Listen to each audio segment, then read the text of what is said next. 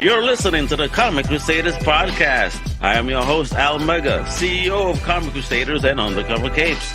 In this show, I'm sitting down with creators from all walks of life to talk about inspiration, process, the lessons they've learned, and a whole lot more.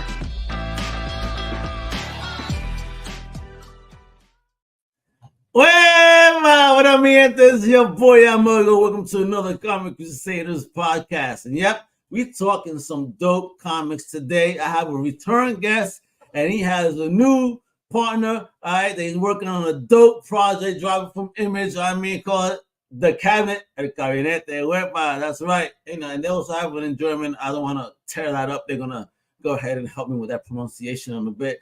Let me introduce my amazing homie over here, return guest, Mr. Jordan Hart, and his partner, Mr. David Ebeltoft. Woo! Hey, What's popping, homie? How you doing? I'm hyped up after that intro. I'll tell you that much. I'm ready to go.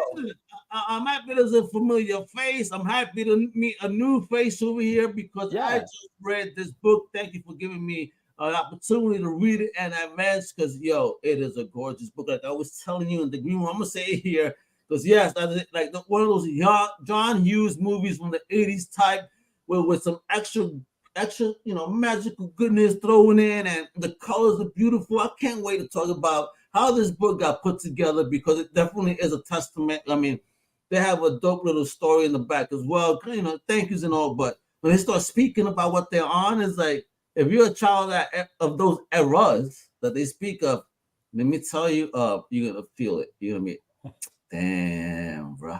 Right? So you know what, Jordan? Even though you're a return guest and all, you didn't come first over here on the show today. So I'm a first defer to my man David for being the first intro to yourself, my brother. Let him know where you originally from, and of course, what is the first thing in fandom that you, David, ever fell in love with?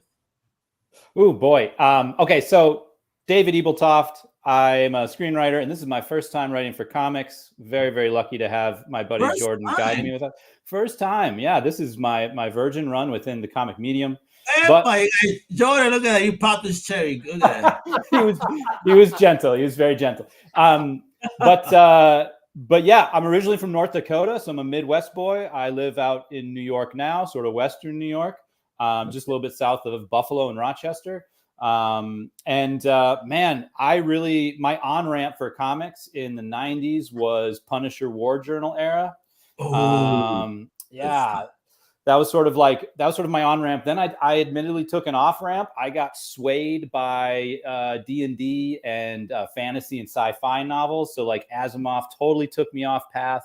Until my 30s when I met Jordan, and he was like, yo, there's this creator out there named Tim Seeley, and you should check out his books. And so I got back on with a love of like Revival and Hack Slash and some of those amazing books. So yeah, I credit Jordan and Tim Seeley, I think, for bringing me back to the medium, which I'm very, very happy to be back. Wonderful. And we're going to talk about the story of that romance in a bit. So Jordan, for those unfamiliar, my homie, let them know, man, since the last time you've been on about that last project and what's popping. What you been doing, man? Yeah, well, it's great to be back, Al. Thank you. So yeah, as Al mentioned, we were here last year for my previous book, Ripple Effects. Yeah, amazing book. And which I was out there making some waves too, baby. Woo! Yeah. After that podcast, it really took off. I was nominated for an Eisner, for a Harvey, was on the ALA Best Graphic Novels of the Year. And then it just won the Dwayne McDuffie Award for Diversity in Comics right after Christmas. So the little book that just keeps on going, with fan-based press, it's been a blast. And now here we're at Image. That's the new book. And talk about inspirations. I bought Youngblood #1 off the comic book shelf as I think I would have been 6 at the time. So I had just gotten into comics. It was Jim Lee's X-Men #1, seeing it at the grocery store, which I think we talked about last time. Yep. I had no idea what was going on, but I knew I needed it. And then quickly went down the comic rabbit hole. So I have been there ever since. Grew up in Wisconsin, which is why Dave and I get along so well. We're from the bleak, bitter, freezing north, And hey, I'm freezing over here in Mass right now. Don't you worry, we're going through it. I want to go eat after this, guys. That was, when they talk in the back with their thank you, they start talking about some food. Let me tell you, I was starving reading that. Starving. I gotta eat after this. I mean, we're Midwesterners. We need to make sure that everybody's overfed and overfull.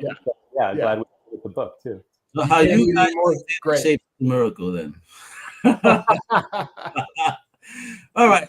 So you guys mentioned, David, you mentioned that you met Jordan and he got you back. What's the story of this Promance though? I mean, how did that turn from him hooking you into comics to hooking you into the creative process? Yeah, first off, Promance, amazing word. You should get credit for that. I mean, that should be coined your word, Al. Jordan and I, we actually met. I mean, speaking of Promancy, we met online, really. Oh my God. I know, right? So Jordan slid into my emails because I'm a screenwriter, and I started screenwriting a little bit before Jordan did, and Jordan started screenwriting. What was it, Jordan? Like early 2012s, maybe? I think so. Yeah, right around there. Yeah. And so we, through mutual friends, Jordan sent over a script, and he's like, "Yo, I know that you write screenplays, and I'm trying to write a screenplay. Can you give me some notes?" And I read it. It was a super funny script, and I gave him some notes. And then, literally, since then, we just batted stuff back and forth. Jordan would be like, "I got this great, comic coming out. I got this great comic about AI taking over," which, let's just say, Jordan was way ahead of the curve. Called Terminarch. You want to take a look? And I was like, hell yeah. Oh, bro, did you hear today Windows the update about Windows 12 that it's going to change? Computers have to have at least 16 gigs minimum memory because it's going to be an AI based operating system. Oh, I didn't hear that. Yeah. So but that is basically the reaction that I had to Jordan's early work as well, where I was like, "Oh, whoa, this is great, and this is crazy." Jordan is mental. I don't know where he gets his stuff. So yeah, we literally just started like a email pen pal-ish type of friendship together, and then every time I was out in LA, we'd hang out. And 2018, we were just like, "Well, why don't we just sort of create together and do something collaborative?" And I think that's really where it started. And I think it's 2018, Jordan, but that's sort of. Do you remember it that way? And how many drinks in was he when he finally said, "Yo, we got to do this, man"? I do remember it that way. Just it was an email. It was like, you know what? We were going back and forth on something. I think we were like analyzing the last page of The Killing Joke, right? We're like, what does Batman do? Yeah. What happens here? And like, we're talking about the puddles and the rain hitting the puddles. And David's like, we should just do our own. And I'm like, yes, let's do it. I also think that was a test. I think The Killing Joke was a test. Maybe was. Not. Yeah, okay. Because you were like, it was a test. Tell me what these raindrops and puddles mean. And if I got it wrong, if I got the Rorschach taste wrong, And it's no secret, Dave's the best writer I know. So it's like when the best writer says, "Hey, we should do something together," like, you'd be an idiot to say no. So I'm like, "Yep, we're doing it." So that's really how it started. So what was the discussion like on this particular project? Is this your first project together, right? Yes, it is. All right. Yep. So what was the discussion like when this story came across the board? I mean, was it again via email? You guys got on the horn? How did this baby come through? Well, this is very interesting. Any comic book writer in LA will tell you this, that if you do a signing at a LA store, you're going to have screenwriters come to it, and they're going to hand you a screenplay and say, "My agent or manager or friend said this would make a great comic. Could you read this and turn it into a comic?" And it's like, really? Oh yeah. It's the most like clueless thing that could happen. It's like, well, I mean, like, I'm trying to get into business, homie, too. Yeah, exactly. It's just like screenplays and comic books are like, okay, it's entertainment, but they are completely different. You can't just shift, right? So David was an accomplished screenwriter, and what he said was, let's build a story from the ground up together, which I'd never heard. And I'm like, okay, he's great. I knew he knew comics, that he loved War Journal. I knew that, and it was just, he came to it saying, let's pick a story together and let's build it together. And you can teach me how to write comics, and David truly just wanted to learn the medium and learn how to write. And it was great. working on Ripple Effects full time, and having him take the lead on scripting and that stuff, it really just worked out great. So that's how it happened. Just true collaboration from day one, and that's what got me excited. Okay, so talking about the collaboration, then how was the collaboration in picking the perfect artist for the development of this project? Because I want to show in a moment, but you guys are gonna get blown away by how beautiful the book looks. But talk about that. I mean, what was those discussions like to fit the narrative, the style of your story? Sure. Jordan, just because he's been in the medium for a long time, had a really great grasp of looking at the text on the page and looking at the feel of the book and just sort of those, everything from the 90s influences to some of the narrative arcs. And so he had a great sort of brackets of what an artist should be. And colorful was literally, I think, one of the first words we were talking about. and expressive, but not too serious. Like, I love a lot of amazing artists that are just like super fine in their pen and pencil work and very, very contained and very clean and very detailed. And I love that, but that wasn't the look we were going for. We wanted something that could sort of rock to a little bit younger crowd, but it could also rock to individuals like us. We're all 28, right? 29. So we could all we could all just sort of I did this right on purpose, folks. Yeah, dude. No, Al, you and me, man. If Jordan grew out a beard, maybe he'd be with us. But or are you bearded right now? No, you're not. Slightly. He grows his beard from the top. Exactly. He pulls his hair and it just like goes up. The old shave. They call it the hard tuck. The hard tuck. But yeah, so with those brackets, we just started researching artists. And I don't know, Jordan, this is sort of now a realization to me, but we are truly an internet collaboration team all around, because Jordan, every once in a while, just searches hashtags on Instagram. And I think he was searching sequential art, the hashtag sequential art. And that's how we found Chiara Raimondi, our Italian artist. And she's this young, ridiculously talented, wicked smart, super sweet gal that we found on Instagram. And that's how we reached out to her, basically, is we DM'd her and sort of pitched what we wanted to do and how we wanted to do it based off of those colorful, expressive, and sort of like buoyant, sort of happy and expressive character work that she does. Oh, we're gonna start showing some of that off, because again, that's the main image that that's hiding behind us right now. Mm-hmm. But look how gorgeous that looks in itself. And that's Marguerite Sauvage. She does our variant covers, which is also she's amazing. You know what I mean? And there goes that logo, baby, with the team right there. All right. Yeah. And talk about that font, man, because I'm digging it. Where the font come from? That's all great. It's something gothic, and I love my 80s thrash metal. So I was like, I think Dave, we did I think I found like 6 different types that I did logos for, and we just loved this one, and it was like, I don't know. It seems gothic, but it's still very legible. You can read it, and it does feel like a heavy metal band. The Cabinet, exactly. Let's go. I dig it. Face melting masthead. Yeah. And there go the 2 covers that'll be available to you from Image Comics, baby. I mean, look at those. And again, talk about what you said, the colors. I mean, do you see it? See how beautiful it is? It's eye candy. Again, I love it. Love it. Color. You want to talk about the colors, Jordan? Yeah, and that's why we are in comics, for the color. You know what I mean? I mean, granted, you have Walking Dead, Sin City, black and white, phenomenal books, but like, this is a visual medium. It's got to be visual, and when we saw Chiara's art, it was like an acid trip, and we're like, this is perfect. This is perfect. So once she started doing colors, then we just started pushing our scripts more to get brighter and just more visually stunning. So her sense of color is great. So she's an all-encompassing artist, like Fiona Staples. She does the pencils, the inks, and the colors. She's doing it all, and we are just so lucky to be along for the ride. we really are. Wow, I mean, and to get that project with Image too, I mean, amazing. And look at that, folks. Look how beautiful that looks. Now, talk to us about this world. What will our readers be getting and stepping into? I mean, I know, but we gotta hear it from the horse's mouth, baby. You know what I mean?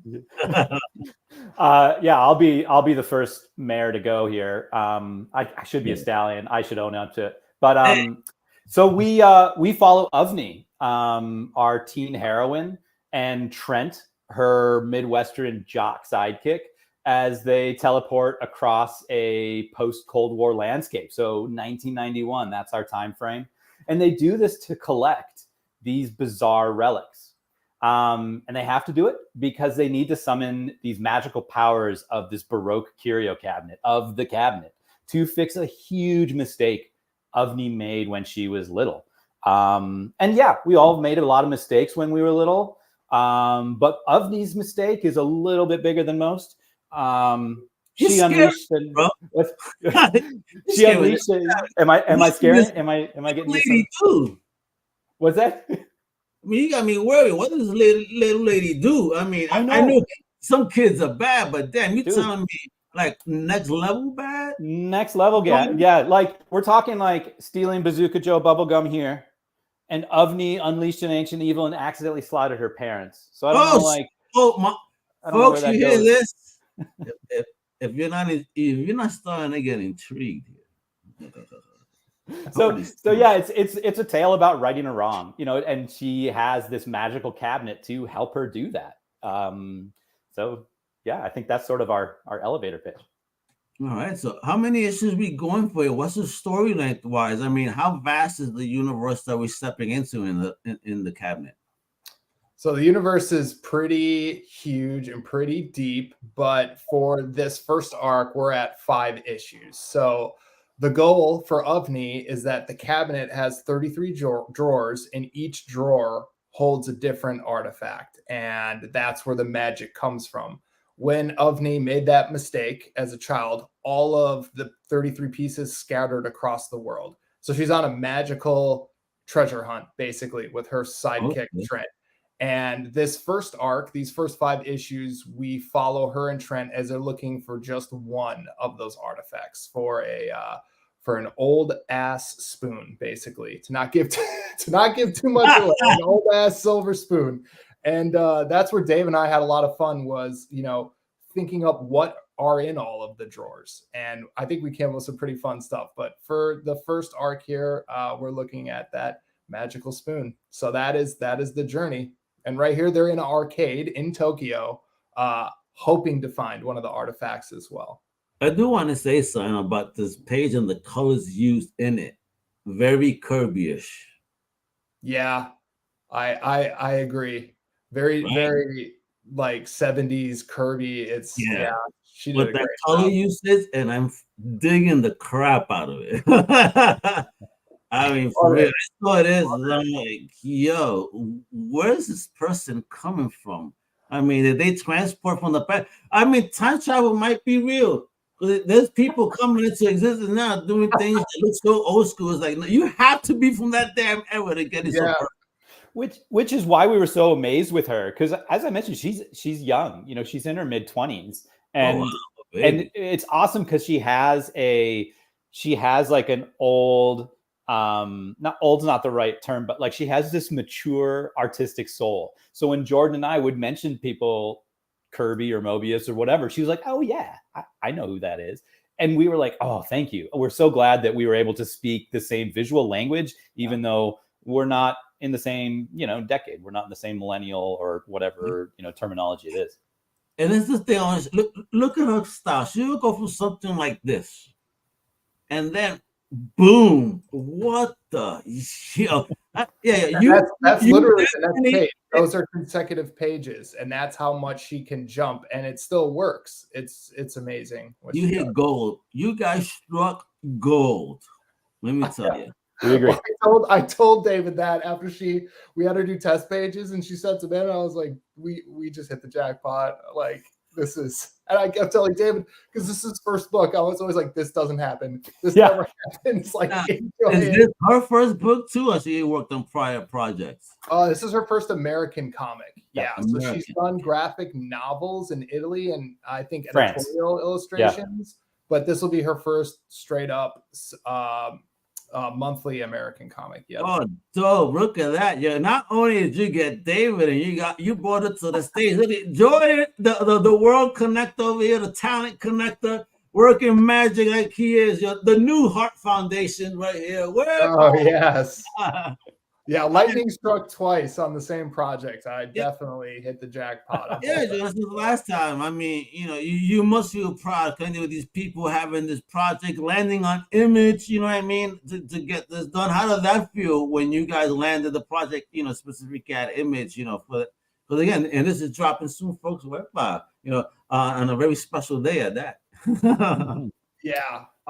Image was, that was our dream, right, Dave? And like that's been my dream since I was 7. And when Kiara signed on and when David signed on, I was like, this is my shot to get there. And I'm so lucky they both helped me get there, because wouldn't have gotten there without them. Yeah, and just to piggyback on that, a quick shout out to Chris Ryal, who's with Syzygy Publishing, an amazing Image shingle.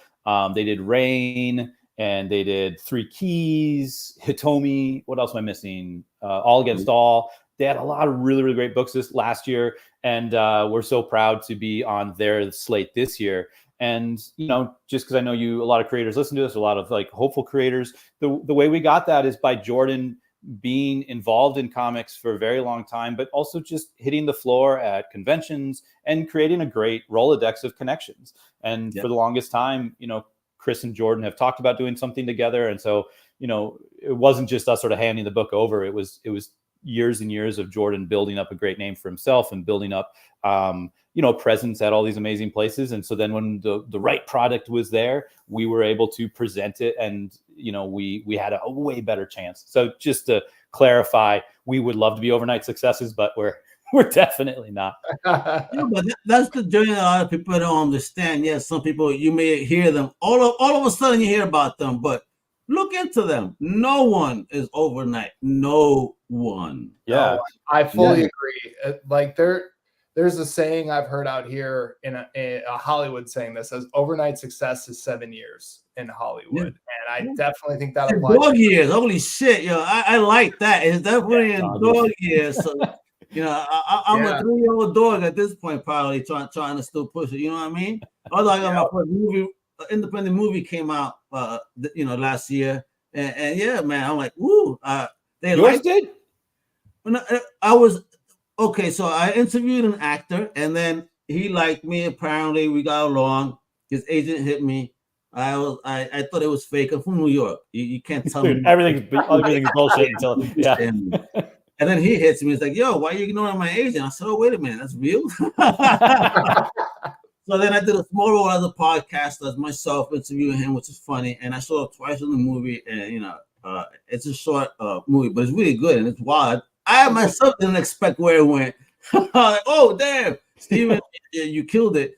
But yeah, that was for me one of the most wildest fun experiences. That's what I'm saying. So I love that, and also, in the sense of independent, because that's where he comes from. He's an independent creator. So anything independent I could support, man. I've seen 100%. Jordan grow since last time, and I'm happy to see where you're going, your direction, and the network you're building with. This is amazing talent, homie. You murdering it. Thank you. Thank you very much. So how many issues you said this baby's going to be? 5. And do you have anything planned past the 5, possibly, or is the wait and see? Oh, we have master plans in place. That's all I'll say. Dave can take the rest. Yeah, I won't. We don't have non-disclosure agreements, so this is okay. We had so much fun building this world, and so much fun building Avni, our main, our Shiro, our main heroine, and we build a wonderful, great cast of characters every single issue. So the more and more you get excited about the things you write, more and more you write, and you just know it's a great project when Jordan and I are texting each other. I mean, it's late at night for me because I have kids, but Jordan, he's able to say, oh, 11 o'clock is not too late. But when we're texting each other and it's like, oh, what if we do this? What if we do this? And when we put all that together, we're like, whoa, we could go a long ways. And we would love for individuals to check us out so we can go a long ways and we can bring them on that journey. And I know our FOC is the 22nd, 3 days. So, hey, if you have a local comic book shop, stop by, let them know the cabinet's maybe on your interest list. We'll definitely caress you with I think tons of fun, colorful visuals that we already talked about. And then we release on February 14th, Valentine's Day. Pretty good. We're not a love story, but we are a pro-man story, as we've talked about. So I think we should celebrate pro-mans. But, start on February 14th with issue 1. This year, 5 issues. Let's hope for next year another 5, maybe more. And then that's what you do, folks. You go to your local comic shop and get both covers because they're both fire. All right. Yeah. You're reading copy, you put away copy, or read them both, whatever you want to do. If you're one of those, just you want to see if there's a difference by chance, where they're teasing us or not. You never know with the industry nowadays how they try to mess with us. But let me tell you, this is what it is right here. These are the 2 books you gotta get right now. Get both covers, A and B. All right, 3 days to the cutoff. You heard it, February 14th. You know what, fellas? This is a dope story and so colorful. I know your ladies will like it too. Your significant other. So, give this to them as a gift. Maybe you could hook them right into, being a nerd with you. Hey, you know what I mean? Let's go. I'm always all about celebrating holidays and selling some books. So let's go. Make it happen. Whatever. I'm digging it. So, all right. Before we go, any convention appearances coming up that we should know of, or we could get a dope autographed copy of this baby? We are going to be at Emerald City Comic Con in Seattle. We're both going to be there. We're currently working on ensuring someplace awesome for us to autograph copies. If we have to autograph them by the water fountain, we'll totally do that. So yeah, check us out on our socials. We're both on Instagram. By gate E, everybody. Yeah, exactly. But we'll definitely both be there. We'll both be at WonderCon this year in LA. Those are the 2 definitely coming up. But yeah, we're in the process of securing some place to sign. Are you gonna ignore us on the East Coast, fellas? Come on. I'm not. It's just East Coast doesn't start rocking until a little bit later, doesn't it? All right, start planning, start looking, and start planning because they're already making plans. Let me tell you, Terrific Con has already putting this stuff out there.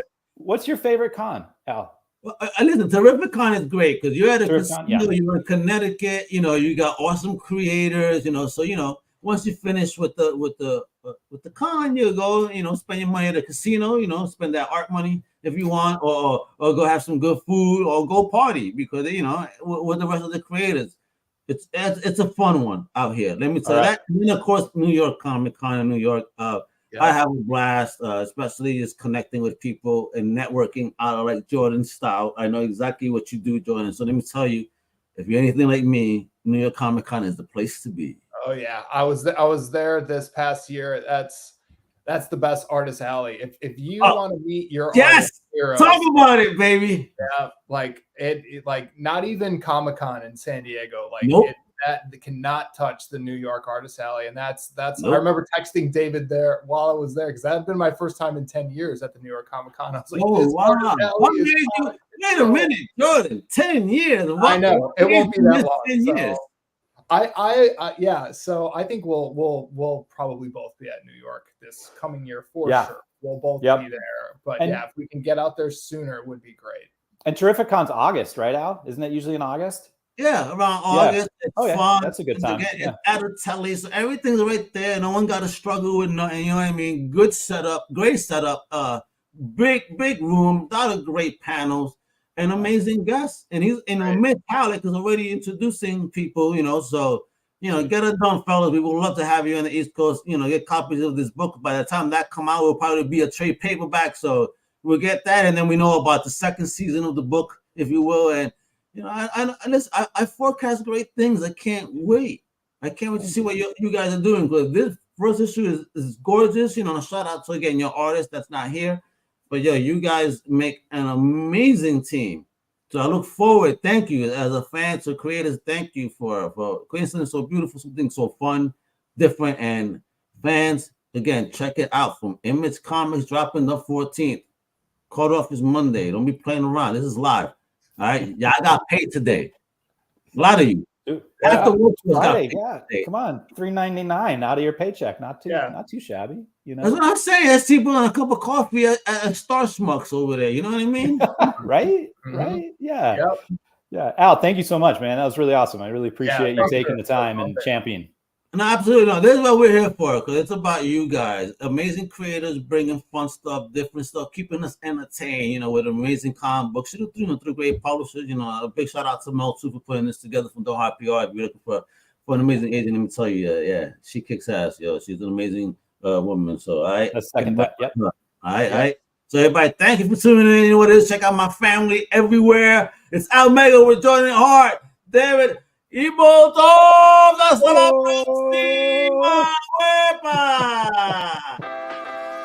Thank you for listening to the Comic Crusaders podcast. If you like the content, please subscribe and turn on notifications. Also, please visit comiccrusaders.shop and our extended podcast family over at undercovercapes.com. And also, make sure to download the Comic Crusaders app on the Google Play Store today.